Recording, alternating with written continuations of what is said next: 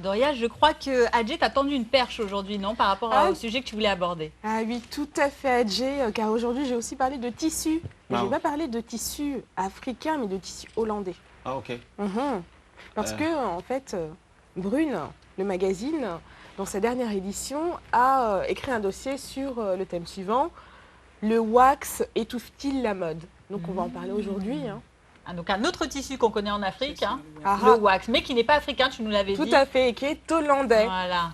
C'était une de tes premières chroniques, je me rappelle, mode. Tu nous avais bien expliqué l'origine du wax. Je vous en avais parlé dans la rubrique sur la customisation des vêtements. Oui, tout à fait. Alors, le wax étouffe-t-il la mode? Wow, Oui. c'est une bien grande question. C'est une grande question. Alors, en fait, dans le magazine, il y a... Un article là, il y a un article qui parle de ce sujet. Donc, le wax étouffe-t-il la mode? Alors, en fait, il y a plusieurs effets du wax. Parce qu'en fait, un designer, pour fabriquer un vêtement, a besoin de tissu. Et donc, beaucoup de créateurs africains utilisent le wax. Mais ça a plusieurs conséquences. Parce qu'en fait, c'est un tissu qui est en vente libre, qui est vendu dans le magasin du coin, dans plusieurs magasins. Et qui est aussi solide, très solide, et qui ne déteint pas facilement. Exactement. Donc, on le trouve partout et il est plutôt de bonne qualité, a priori. De bonne qualité. Il y a aussi le fait que les créateurs africains ne maîtrisent pas forcément les sources d'approvisionnement textile, les artisans locaux. Donc, ils font avec ce qu'ils ont sous la main, quoi. Exactement. Donc du coup, en fait, ça crée plusieurs conséquences négatives. Ils peuvent être victimes de plagiat. Parce que par exemple, vous allez à un défilé de mode, vous voyez un créateur avec une veste, qui porte une veste en wax. Une cliente peut utiliser le même motif et aller voir son tailleur, prendre le tissu avec le même motif et lui demander de recopier la même pièce. Ou un concurrent peut faire la même chose. Donc ça, c'est négatif pour les designers eux-mêmes. Exactement. Donc il y a un manque à gagner parce que les produits qui sont achetés, qui sont fabriqués par les concurrents ou par les clientes, ils ne les vendent pas. Et il y a aussi une autre conséquence, c'est que ça crée aussi un style trop uniforme. Ça crée un style trop uniforme parce qu'en fait, comme les différents créateurs se fournissent auprès des mêmes fournisseurs, ils utilisent le même tissu. Donc on tourne en rond, quoi. On tourne en rond, on va voir le même différents vêtements, mais créés avec différents tissus. Par exemple, je prends cet exemple, j'ai ce tissu qui m'a été offert par ma grand-mère il y a 15 ans et que qu'on voit souvent ce tissu porté. C'est beaucoup prisé chez les femmes africaines. Oui, ce tissu est très prisé. Alors on voit sur une photo là. Et on le voit aussi. C'est la grand-mère là? C'est Raïssa. C'est Raïssa, tu Ah, ok. Ok, d'accord. Oh là là. Non, mais attends, moi je vois pas l'image, je vois l'image naturelle là. Tu as des soucis là. Tu vas avoir des problèmes. Non, mais attends, on fait un parallèle, on parle de... Voilà maintenant l'image, moi je vois pas l'image, l'image est floue. Magnifique robe portée par Raïssa, voilà, dans cet avion en first class, on suppose. Elle avait l'air très à l'aise, elle avait d'avoir beaucoup de place devant ses jambes, moi c'est ça que j'ai remarqué. Donc ce tissu que tu avais, on le retrouve encore aujourd'hui. 15 ans tu dis que tu l'as et il circule encore. On va s'en rendre compte. Mais c'est des motifs qui ne pratiquement pas, qui reviennent. C'est un classique, c'est quelque chose qui marche bien. Et puis en matière de mode, c'est un perpétuel recommencement. Aujourd'hui on parle des modes des années 60 qui reviennent, et surtout dans la mode féminine. Mais ça donne quand même un style plutôt uniforme parce qu'on voit, je veux dire, on s'habille tous avec le même tissu. C'est pas comment on va se différencier une personne d'une autre, une marque d'une autre. Bon, ça c'est un appel qui est lancé aux créateurs de faire parler l'esprit de créativité. C'est quoi le problème de fond avec le wax hollandais alors du coup? Le problème, c'est le problème de différenciation, le plagiat, mais c'est aussi le fait que le wax, c'est un tissu hollandais, ce n'est pas un tissu africain. Donc, comment ça se fait que les créateurs africains utilisent ce tissu? Comment se fait-il que l'argent qui est dépensé pour acheter ce textile ne revient pas en Afrique? Et donc pour cela, nous avons un duplex avec Monsieur Moulay Tabouré, qui est le cofondateur d'Africrea, qui est un site e-commerce qui met en avant des créateurs qui s'inspirent de l'Afrique. Ah. Et je crois qu'on l'a au téléphone. Allô, bonjour. Bonjour. Bonjour. Bonjour Monsieur Tabouré, comment allez-vous? Très bien, et vous? Très très bien, bienvenue sur le plateau de Barawa Africa. Merci, merci. Et donc je vais vous demander, sur votre site e-commerce qui met en avant des créateurs qui s'inspirent de l'Afrique, vous avez beaucoup de créateurs qui utilisent du wax. Oui, naturellement. Et donc je voulais savoir, est-ce que ces créateurs sont victimes de plagiat?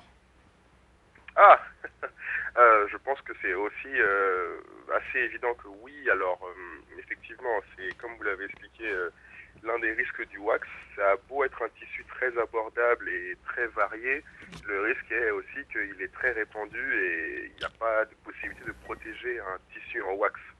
Aucun créateur, quelles que soient les quantités qu'il prend, ne sera jamais assez significatif pour se dire que personne n'aura le même tissu. Et évidemment, derrière, ça facilite la reproduction par ou d'autres créateurs, mais même plus simplement, mais comme vous l'avez dit, par de simples tailleurs ou même par des personnes qui les font eux-mêmes, s'ils sont suffisamment talentueux.